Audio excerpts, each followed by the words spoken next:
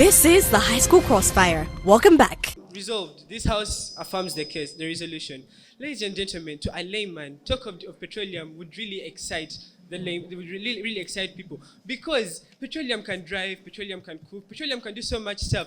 But then what the negators fail to realize that after you have cooked with petroleum, what are you doing to the world? You are insulating the world, you are destroying the world. So therefore, that is the problem that they have been repeatedly asking for. They are destroying our environment, they are polluting the air, they are polluting the water by use of petroleum products. But then why are we taxing? That's also another question they keep on asking. Why are we taxing in specific? Why taxation? We are taxing because taxation is shooting two birds with one stone. First of all, people are going to stop the use of petroleum products, and also we are going to raise money so that we can start to develop the renewable energy in the first place. Therefore, we are shooting two birds with one stone. Ladies and gentlemen, the former speaker comes here and tells us that how are we really improving economic development? But we would like to tell you that, first of all, petroleum products only have employed 10.3 million people, only in America, but worldwide, renewable energy has already employed 12.5 million people, and this is showing that employment is increasing with renewable energy. Therefore, if we prioritize renewable energy, then in the first place, we are going to reduce unemployment and lead to development of countries. Former speaker comes here and tells us that why specifically the petroleum sector? This is because the petroleum sector has a lot of disadvantages when you contrast between the other sectors. Why? Petroleum sector, first of all, as I mentioned, petroleum sector is already polluting the environment, and it's already reducing on the way the earth should be working. But then the farmers do not realize that. They come and debate on a resolution like this, but then they do not know the reason as to why we want to eradicate petroleum in the first place.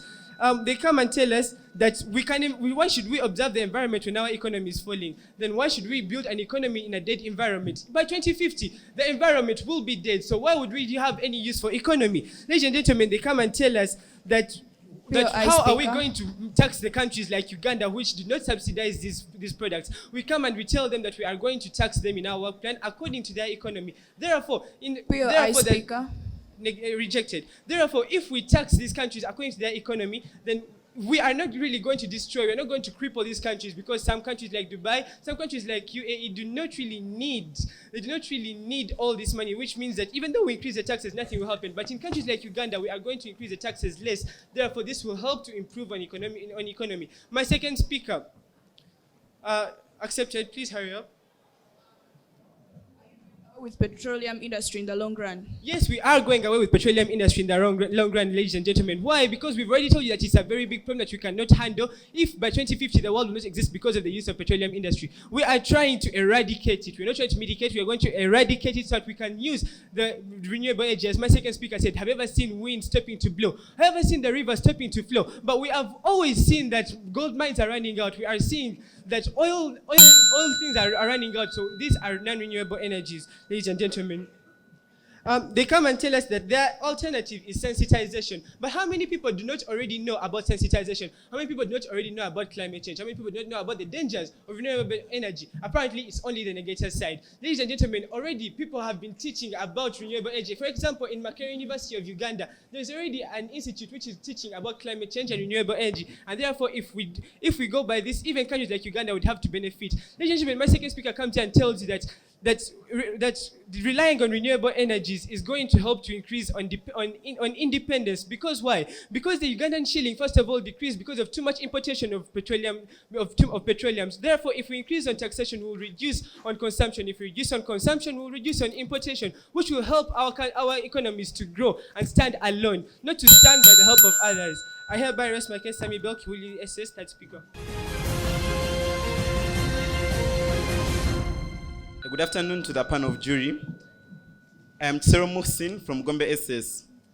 I would like this house to understand that in any debate, there is a problem that is being solved. There is something that the resolution is aiming at to solve. We come and tell you that this resolution is aiming at solving the problem of climate change. Team Affirmative fails to give us a clear problem that they are solving in the solution. They tell us that they are aiming at funding the renewable energy research and development, but we question them, why are you pushing for the funding of renewable energy research and development? And if it's what you're pushing for, then why are you doing it at the expense of the petroleum industry? They fail to answer this question up to their third speech, where they claim that petroleum industry is degrading the environment, is a problem to the environment, and therefore they are doing this to make sure that they stop environmental degradation. But this is something that we've been running from the start of our case. On our side, we are making sure that we find a way of having the problem of climate change being solved, but also when you are balancing it with economic development. We come and tell you that petroleum is a very important industry in this nation. The affirmative side themselves, they came and considered to the fact that many people depend on petroleum,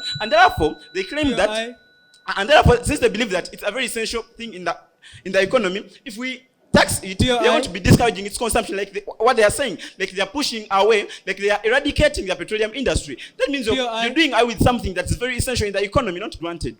Therefore, we really think that this is going to bring about more problems in the economy. They come and claim that, Speak up here, not granted. They come and claim that they're going to be taxing the economies based on their capacities, and maybe this is why they are thinking that we shall not have societal backlash in the economy. But to tell them that you're claiming that you're going to raise money through stopping completely petroleum, how is this feasible? They claim that because if you tax something, you're pushing away that thing in existence. You're doing away with the petroleum industry, not granted. You're doing away with the petroleum industry, and you're claiming that it's going to be the source of the funding. Then if you do away with it, how is it going to provide funding that is enough to fund the renewable energy research and development? On our side, we are telling you that climate change is something that is inevitable, but we need to solve it by finding a way of mitigating it, and we live with the petroleum industry so that we can balance that too. We balance the impacts of climate change being solved and also realize economic development in the long run. On their side, they are pushing for, eradicating climate change, but they even do not prove to be beyond reasonable doubt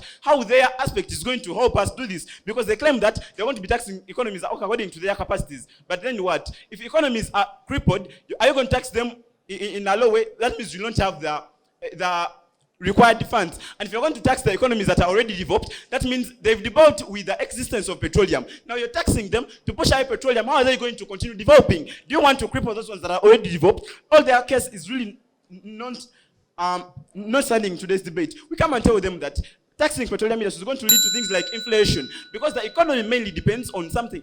Like I said, all sectors of the economy depend on petroleum. So if you tax something that's been depended on by almost all the economies, you're going to bring something to do with inflation. And this is very problematic in society. We told them that you're claiming that you want to stimulate sustainable development. How is it sustainable when the source of funding is not sustainable in itself? You're pushing away petroleum industry, and you're pushing it away, and you're claiming that's going to be the source of the funding. On our side, we came and told you, for us, we want to exploit it to continue using the petroleum products, and we get funds through the sales, through the profits that we make, but not taxing it to do away with it. So a team that has to win this debate is a team that is balancing the two, that is balancing economic development and also the impacts of climate change. Since they didn't even have that problem on their side, we just reminded them and they remember to bring it in their third speech. We really think that they cannot stand to win this debate. Also, on balancing the economic development, we see that their side is going to bring about more problems to the economy, and they stand to win this debate on those grounds. Thank you. This is the High School Crossfire. We'll be back in a minute.